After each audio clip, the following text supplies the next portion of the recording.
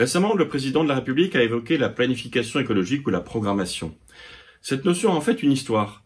En 1945, juste après la guerre, l'Europe est complètement détruite et il faut planifier, programmer une reconstruction des immeubles, mais aussi de l'économie.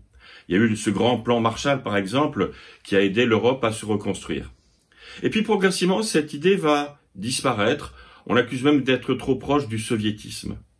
Mais récemment, on a réinstauré un haut commissariat au plan.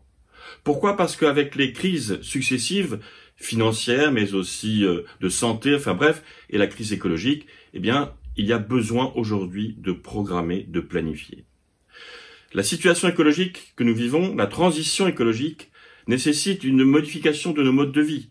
Et on sait bien que pour modifier nos modes de vie, on ne va pas le faire en 1 an, 2 ans, 3 ans.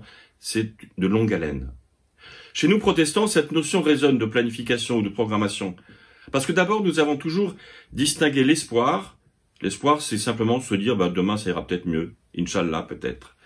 Mais l'espérance, c'est de dire que je dois m'engager aujourd'hui pour que demain aille mieux.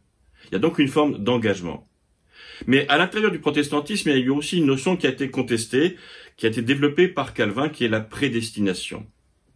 L'intuition de Calvin, c'était de se dessoucier de son avenir, de ne pas être obsédé par son salut et de se dire que c'est dans les mains de Dieu. Mais peut-être que le mot de prédestination ne convient plus aujourd'hui parce que cela pourrait signifier que l'on ne fait rien, c'est-à-dire que Dieu fait tout et je ne fais rien. Peut-être il faudrait remplacer prédestination par projet et par espérance. Donc je crois qu'effectivement, nous, protestants, sur cette notion de planification, nous avons quelque chose à dire, mais nous avons aussi quelque chose à faire. Vous pouvez retrouver cet édito et bien d'autres informations sur notre site réforme.net.